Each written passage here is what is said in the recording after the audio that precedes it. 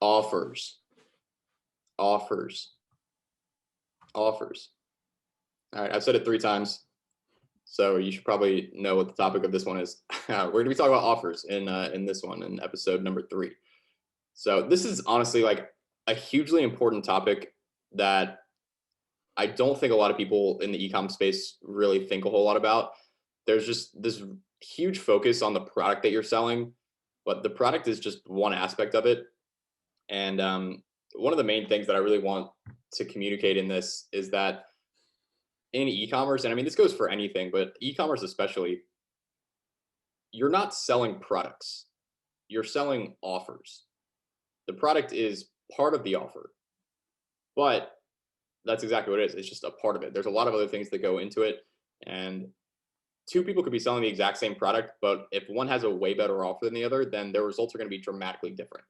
So if you're looking for like, this isn't working, why isn't this working? How can I improve this? It's not necessarily just change the product. It very well could be just make the offer better. So that's what we're going to talk about in this one. Um, there's a few main things that go into the offer. Obviously, the product's the biggest one, but it's not the only part. And you can think of the offer as just like what you're offering someone to buy. What's the price? What's the discount? Is it 50% off? Is it 70% off? Is it some sort of a bundle of multiple products, or maybe you get multiple of the same product for a discounted price? Are there any bonuses that you're including with it? Is there any urgency or scarcity? Do people need to buy now? Are there only 100 units left? Do you have some sort of a guarantee, a 30-day money-back guarantee or something along those lines? Maybe a lifetime warranty or a 1-year warranty. Shipping, that can also be part of the offer. Payment plans, if you offer, it's $49.95, on the as seen on TV stuff, well, they won't tell you that it's $49.95. They'll tell you that it's 2 easy payments of $25.95 or whatever, $24.95, whatever it is. There's a reason they do that. And all these things, the product, the price, the discount, the bundle, the bonuses, the urgency and scarcity, the guarantee, the warranty, the shipping, the payment plans, these are all things that can go into an offer. I'm not saying that, a good offer needs to have all of these things, but these are all things that can go into the offer. And there's a lot more that you can do with it than what most people do, which is just like throw it up in the store and then add a huge compare at price and just say that it's 80% off. There's oftentimes a lot more effective ways that you can present things. And one of my favorite quotes about offers is this quote from Gary Halbert that I want to read to you here. I believe this is from the Boron letters, or the Gary Halbert letters. But the quote says, "Think about what you are selling. How would you like to buy it? Would you want a free trial, a huge and legitimate discount, easy payments, a money back guarantee? Would you like a free gift with your purchase, like a color TV or a toaster oven, a night on the town with Kim Basinger or Paul Newman, a free Florida vacation? Know this: strong copy will not overcome a weak offer, but in many cases, a strong offer will succeed in spite of weak copy written by marketing morons." That's a pretty hard-hitting quote. Honestly, one of my favorite Gary Halbert quotes. But it's basically illustrating the importance of the offer. It's not just the product you're selling. It's all of these other different things that you can include with it. And what makes a good offer? I think Scotty can probably give some insight on this, some of the key aspects of a good offer. But if you want to think about it in really simple terms, I think a good offer is just something that someone in your market sees and immediately thinks, oh my God, this is a great deal. I have to have this. At the most basic level, that's really what it is. It's so much easier to just make a great offer up front that's actually worth the money, or that at the very least really seems like it's worth the money, than it is to, try to get around that, make a decent offer that's not really that great, and then try to like overcome that with, strong marketing. That's just way, way, way more difficult. It's so much easier. And you can honestly be like, in this case, what Gary Halbert said, written by marketing morons. You can almost be a marketing moron and still make good money if you have a really good offer. So, Scotty, what are some of the things that you think makes a good offer? I think it has to be something where people see it and they immediately want it, because the perceived value of what you're selling, the actual product, along with the bonuses and all that, is so much more valuable than the price you're asking. So you have to present your offer in a way that makes it seem A, super valuable, and B, very affordable.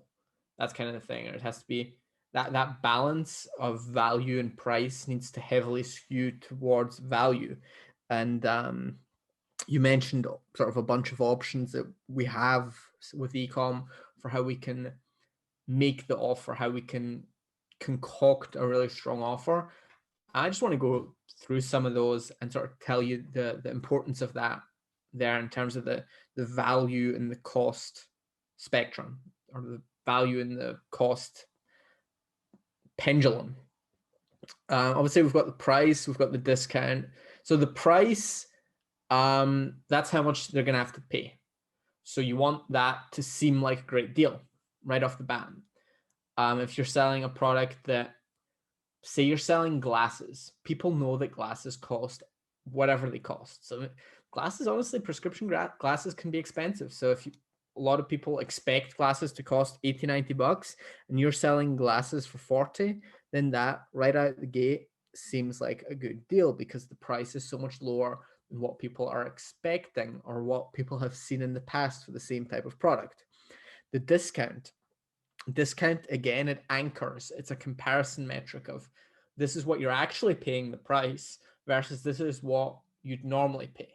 So again, if you've got a big discount there and it's believable, believability is key there. If you're selling a pen for 10 bucks and your compare at price is 400 or 90 bucks, you say it's 90% off, nobody's going to believe that. Whereas if you have prescription glasses and they're super affordable, you can easily put a compare at price of like 100 bucks, 150 bucks or whatever. The bundle and bonuses, both of them, or actually the bundle generally is multiple products together for a heavy discount. So again, it's like, okay, you could buy one for X price, which is an okay deal. But hey, if you buy for like slightly more, only like $5 more, you can get 2 extra products. And then that bundle seems like a great deal because you've got the comparison metric, which is your main product, and the bundle seems like such a great deal. Bonuses, I think, are all about increasing that perceived value. So not only are you getting the main product, but you're also getting a super valuable bonus for free. And the word free here is also important. There's something compelling about getting something for free, it affects us subconsciously, even if you think it doesn't. Even if you think it's gimmicky, it just works. Urgency, scarcity, again, very effective for driving people to act now, not later. Because when you're doing direct response marketing, it's probably the fundamental tenet of direct response marketing. You want to get the sale now. You want people to take action right now, because if they delay it, they will likely forget, and you will lose out on the sale. The guarantee is about calming people's fears. People are worried about buying online. Am I actually going to receive this? Is this a scam? The guarantee sort of calms people and makes them trust you more. Same kind of deal in the warranty. Hey, is this going to be a low quality product that's going to break? The warranty can kind of ease those fears. Shipping. I think there's 2 ways you can use shipping. Either you can use shipping, you can make it free, in which case it aids in the conversion. It makes it seem like a great deal because you're getting free shipping on top. Alternatively, and again, notice the word free. It's like free shipping included. It's like a gift. It's like something you're getting for nothing. It's great. People love that. Alternatively, you can charge for shipping. And at that point, the shipping really becomes part of your price. But I would most of the time rather charge 39 bucks, 39.95 plus $4 shipping versus charging $43, because psychologically 39 is a lot cheaper than 43. A lot cheaper. It's more than $4 difference. And adding that $4 shipping afterwards is generally going to lead to better results than having 43 bucks and free shipping. But alternatively, if with your margins and your product, you want to receive 29 bucks in one way or another, you're probably better off doing 29 bucks plus free shipping versus doing 26 plus $3 shipping. Does that make sense? So to me, shipping is either a free gift or it's a tool to charge the price you want to charge in the most optimal way psychologically. Payment plans, final one before Schmidt can hop back on here. Payment plans are again about making it seem really affordable. Generally, the products we sell, people can afford to pay them flat out. Like they don't need to spread it out. But the fact that you can say on your site only 4 payments of $12 or whatever it is, that makes it seem a lot more affordable because you've got that low value. It's just $12, $12 a month. It's nothing. It's like practically nothing. You can easily impulse buy that, which makes it easier for people to click buy now. Most definitely. Most definitely. And I think a really important thing after you going through all those, Scotty, to recognize, and I do not have this in my notes here, but is the fact that when you're selling something, every time that someone comes to your website and is considering making a purchase, they're weighing your offer, the product, and everything that is included with that. They're weighing that with the value of what they already have. People, you can only have, either the $40 that you have in your pocket, or you can have this product. People are always making that comparison, and they're only going to buy if they believe that whatever they're buying is going to be worth more than that $40 that's in their pocket. If they think that they're getting something that is going to be more beneficial than that $40, then they'll probably buy it. If they don't, then they won't. And you can't get past that. So you always have to keep in mind that this is individual to each consumer, and you have to make it feel like to them that it's actually going to be worth more than what they're paying for it. If you can do that, then that just makes things so much easier, because you don't really have to do a whole lot of convincing. You can just kind of put it in front of someone's face. If it's a great offer, if it seems like it's worth more to them than the money that they have to pay for it, then they're going to buy it. So I think it's important to keep in mind like the kind of psychology behind that. Scotty also touched on that comparison in terms of, if you have one product for, I mean, this is our exact offer on our main brand is you can buy one for $29.95, or you can buy three for $39.95.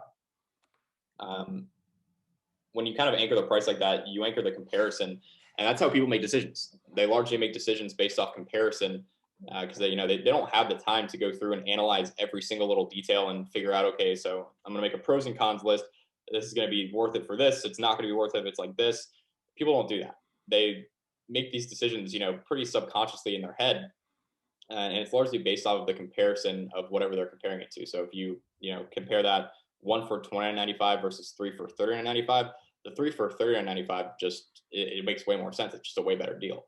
And I think that's one of the reasons that our brand works so well is because we have that really great offer. And I mean, on top of the comparison part of it, you also have the fact that in general, it's just a great offer. Like you really can't even get what we sell. Even, I mean, I'm sure you can. I'm sure there's some places, but for the most part, you can't even get the products that we sell, for the price that we sell them at, even if you go on Amazon. Like we sell them at a really favorable price. And that, that is one of the main factors that really allows our brand to do so well. Kind of like we were talking about, I believe in the first episode. Right. And the comparison price, or the price for one has to be realistic. It's like you can't sell, it has to make sense. And for us, the price we sell one for is a normal price to sell one for. That is a completely realistic price. And a lot of people, or some people, do buy for that price. It just so happens that three are crazy good deal. That's just a crazy good offer. And one is an okay offer. But like, that's not going to work for a lot of you. That's not going to work for most of you, honestly. But for some of you, that is going to work. And for everyone else, there's going to be something else you can do. There's going to be something else you can do with your offer, or in your marketing, that is going to make you stand out. You don't need to like force. This isn't like the secret sauce. It's the secret sauce for us, for our specific store. But for you, it's likely going to be a different secret sauce depending on what you're selling, how you're selling it, your margins, etc. Yeah. I mean, I think a great offer is definitely one of the secret sauces, but there's a lot of different ways to make it that secret sauce, if that makes sense. But I would say besides that, what makes a good offer? I think it has to be clear and it has to be easy to understand. If someone doesn't understand your offer, then they're not going to understand. They're not going to be able to do that unconscious process in their head where they figure out if it's a good value. It's got to be clear. It's got to be easy to understand. I think we've already touched on this. It's got to be compelling. It's got to be something that someone sees and is like, wow, that's actually a good deal. I think this isn't a requirement, but I think it can be helpful when your offer is unique, when it's something that you might not see all the time, in that specific market maybe, but that people still have a concept of, and they can see that, and it's like, oh, wow, that's actually really cool. I think that can be pretty helpful. And then finally, ideally, your offer should give people a reason to buy now. Because again, like Scotty was mentioning, if they don't have a reason to buy now, then they probably never will. If they don't buy right now, they're going to leave, and they probably won't come back, and they probably won't buy at all. So those are some of the main things. The main thing, though, that I want you guys to take away from this, the main thing that's really been so impactful for me is not just all these specific kind of ways to structure an offer, but more so becoming a student of offers. And the way that you do that is by constantly keeping your eyes open to all of the various offers that you see out there in your day-to-day life. Now, on a daily basis, I would probably reckon that just about everyone sees at least a handful of different offers every single day. So you watch TV, you see commercials. You are driving on the highway, you see billboards. You go out to eat, there's ads. You scroll through Instagram, there's also ads. There's ads everywhere. I mean, literally just about everywhere. Like our entire society is just like so reliant on advertising. It's crazy. But I think the thing that most people don't really take the time to do is to just take note of that. And when they see things, like actually think about it and analyze it and be like, oh, so that's probably why they did that. And you see this everywhere. I mean, if you see a car commercial on TV, you'll see how they structure it, and they say, 0% APR for 72 months, or get $12,000 cash back. Like those are really unique offers, and those are obviously specific to that industry. But there's just so many things out there. Car commercials, infomercials. Well, you'll see that they'll do 2 easy payments instead of 1 payment. The ads that you get on Facebook. Just pay attention to how everyone is structuring their offers. There's, millions of businesses out there, and they're all selling some sort of an offer. And if you can just kind of become a student of that and notice that when other people don't, what you're then able to do is take those insights that you're gaining from other industries, and then you can figure out how to apply them to whatever it is that you're doing. And I think that's really the key part, is not just, understanding the basics of a good offer, but really becoming a student of offers and being able to recognize when you see something that's really good, that seems to be working really well for someone. Think about how you can apply that to your own business. And I think if you do that over a long enough period of time, you're going to come up with some really, really incredible offers that are going to convert really well for you and probably put a decent amount of money in your pocket. 100p. Scotty, would you say, are there any other places that you would look for in terms of offers? Because you have to modulate it, obviously. What makes sense for a car commercial, probably doesn't make sense for an ad that you're going to be running on Facebook for a $50 product when that's a, $50,000 product. But is there any other ways or any places that you've found, good insights? I think it's not about finding the magical insight. I think it's about taking all these elements and thinking about, with my specific margins, my specific product, my specific market, what is the most compelling way to present this? And what I'm always doing is I'm just brainstorming these ideas, I'm writing them out, and then I'm calculating the margin for each of them, the gross margin. And whatever the most compelling offer is with good margin, that tends to be it. And obviously it's going to be a trade-off, because one way to make the offer more compelling is drop the price. But dropping the price is going to worsen your margins. So you got to find that trade-off where margins are good, but the offer is also super compelling. Yeah, I think that's a really good point. So then I guess the last thing we'll touch on then along those same lines, by the numbers, I think the way that we like to think about it is like your margins, ideally you want to have like gross margins of at least like 60 to 70%, which means that, if you sell a product for $30, that you want to be getting it for like $10.